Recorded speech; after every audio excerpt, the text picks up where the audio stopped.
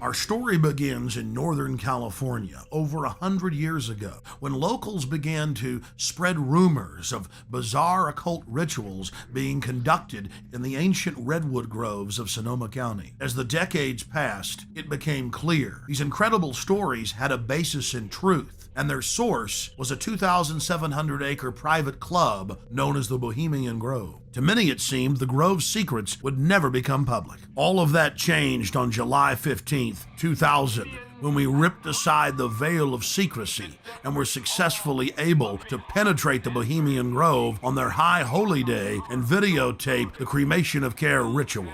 We learned that the Grove was only one chapter in a larger, worldwide secret society hell-bent on bringing in a one-world government. Okay, it's true. The elite meet behind closed doors, and there's gay porn stars and gay prostitutes being shipped in like beluga caviar. What's the big deal? Let's just let them have their privacy. And so they have lakeside chats calling for world government. Really, they're not bad people. The people we should watch are those that are exposing it.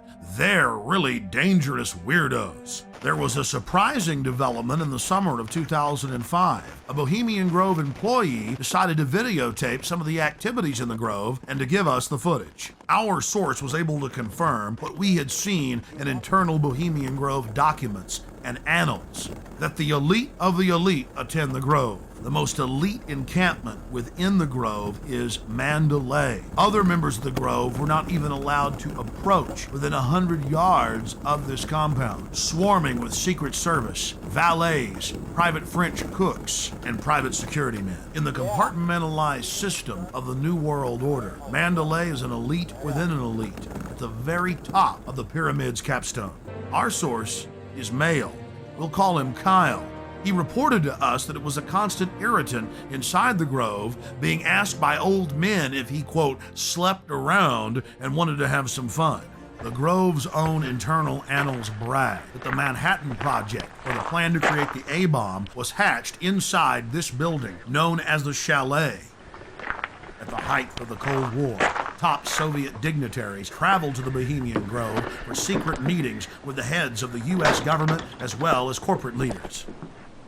Our source worked at the Grove in the summer of 2004 and the summer of 2005, and he was able to obtain a 2005 membership list. Former President Jimmy Carter, former President George Herbert Walker Bush, President Bush, Henry Kissinger, George Shultz, the list goes on and on. This is the sign at the entrance to the path to the Hillbilly Club where President Bush stays. Look at that happy little devil with his forked tail dancing and smiling and those sharp little teeth. Oh, it's so Christian. But again, President Bush had such a Christian name in Skull and Bones, Magog, or Satan's war leader. It's also important to note that the Grove itself was founded in 1872 by West Coast journalists, and that the National Press Club adopted the iconography of the Grove for its Great Seal. There are three major icons used in the cremation of care ritual. Moloch, the owl idol, the curved staff carried by the high priest, and the eternal flame lamp, the Arabian-style lamp, which the priest uses to ignite his torch, which he then uses to burn the human effigy care. Our social lives, going to the football game or the PTA, a little bit different than your average world leader or corporation chief. No, in their spare time, they worship Moloch and do mock human sacrifices. We just need to get used to that and accept them as our leaders. Think about it. If your neighbor was engaging in mock human sacrifices to Moloch, the demon idol that was worshipped all over the Mediterranean and the Middle East, would you let that neighbor walk your dog or house sit, or how about babysit your children, or be in control of the nuclear launch codes? Well, let me give you a revelation. They are in control of the national deficit, of Congress, of your bank account, of your local police department, and they see you as cattle, as their slaves.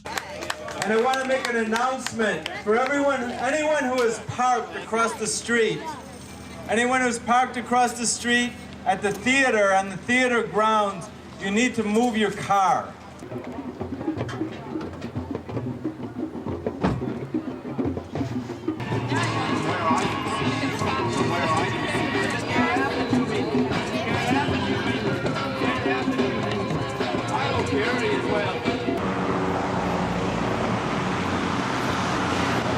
right, man. Hey, hey, ho, ho, this rich man's camp has got to go. Hey, hey, ho, ho, this rich man's camp has got to go. Hey, hey. One of the strangest chapters in the unfolding Bohemian Grove soap opera was the fact that local protesters were angry at us bringing up the occult activities in the Grove. They said that we should only spend our time focusing on the political decisions that were made in the Grove. I think it's bad enough to just stick with what they're doing to the globe. Local peace activist Mary Moore had been protesting the Grove for more than 2 decades. When Mary saw our documentary and heard our take on what we witnessed inside, she went unglued, calling us all sorts of names. We were wacko for thinking these rituals were strange. Why were we reporting on that? We then caught footage of the local leaders of the protest group actually carrying out their own counter rituals in some type of bizarre white magic versus black magic war. They even had the old-fashioned witch's pot. I was wondering where the brooms were. They conjured spirits, brought them into the circle, concentrated their power together, and then sent the spell in against the Grovers.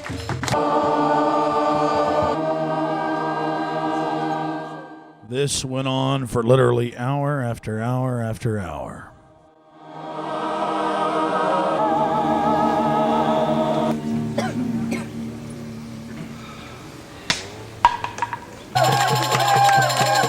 Then a veteran warlock asked one of the spirits to stay and give Grove members a welcome as they drove in their luxury automobiles. Does it feel good to get loaded on the slave ships? Giggling happily, face scanning cameras going up. You don't speak out against that. Now I'm beginning to realize why we're not supposed to talk about all the occult activities that are going on inside the Grove. It isn't magic or belief in magic that's the problem. It's not the occult. No, it's those evil right-wingers. And by the way, let's not mention all those top Democrats that are inside. It's pretty hypocritical. It wasn't just Western magic that was being practiced at the protest. There was a group there promoting Santeria, that Caribbean voodoo practice, but they also mixed in some Aztec worship. So it was quite a grab bag of occultism. In studying worldwide occult networks, in modern times and throughout history, we always run into the same data. Compartmentalized pyramidal structures with a bunch of well-meaning dupes at the bottom, managers in the central areas, and Luciferian death cult adherents at the top. In India, it is Kali. The Mayans and Aztecs' greatest gods were the gods of death. It was the same in Egypt and in Babylon, as well as Rome and ancient Greece. But what about those sweet little Hawaiians? You guessed it, throwing virgins into that live volcano. The god of death demands it, so the rest of us can live. The Druids would bash their children's brains out and kick them into a peat bog. Noblemen would willingly give themselves up to the Druidic priest to have their throats slit before they were thrown into fiery pits, known as bonfires today. Don't forget the European tradition of the Burning Man. Take your strongest man when times get tough, strap him into a huge wicker effigy of a human and torch him. That will make the gods bring back the fertility. That will make the gods bring life to the tribe. Death brings life. We're looking at ancient propaganda. How widespread is the occult? The answer is extremely widespread. Occultism in our society, and particularly in our government, at the highest levels of corporate America, is rampant. It is a well-publicized fact that the Reagans had every aspect of their lives governed by their astrologer. Eleanor Roosevelt admitted that she performed seances and tried to raise the dead at the White House. 60 years later, Hillary Clinton had her own seances attempting to contact Eleanor Roosevelt. Prime Minister Tony Blair and his wife practice the occult every morning. Tony Blair draws a circle and then conjures the spirit that he calls the light He channels it and makes decisions according to what the spirit tells him. The Blairs' admitted occult activities are legion, and so was Adolf Hitler's well-known obsession with dark mysticism. Adolf Hitler belonged to the pre-Nazi death cult, the Thule Society, as well as the Thule Society. Both groups trace their lineage back to the Order of Death, founded in 1776 in Ingolstadt University in Bavaria, Germany. Then, of course, it spread to the U.S. with the founding of Skull and Bones. Aleister Crowley, who dubbed himself the Beast and the most evil man alive, was a fellow traveler with some of the most powerful people in British society, including prominent royals. The Church of Satan, the Temple of Set, the OTO, the Golden Dawn, Skull and Bones, Bohemian Grove, the Blue Lodge, the Scottish Rite, the 33rd Degree. It seems like there are hundreds of different occultic groups, but all they are different denominations in the same religion, the Egyptian and Babylonian mystery schools. Albert Pike, who was the supreme Grand Mason of the entire world, founded the Ku Klux Klan. Most Masons are what high-level occultists call porch Masons, or outsiders. They themselves are considered neophytes by those in the inner circle, or those nearer the top of the pyramid. They're compartmentalized. They believe that their great work, as they call it, is to help society. But in reality, they're being controlled and manipulated. Hidden in plain view, a favorite trick of Luciferians. Where did this dark thinking start? This black spirituality? The central thread goes back to ancient Egypt and Babylon with the mystery schools. They knew that knowledge is power, and so secret societies were formed to guard the secrets of medicine, architecture, government, agriculture. Secret societies are nothing more than the first intelligence agencies. Knowledge had to be guarded, but over time, elites abused their control of the knowledge and used it to dominate their populations. And the same sciences of control are being used today. That's why the elite today relishes secrecy. They know that it is the fount of their power.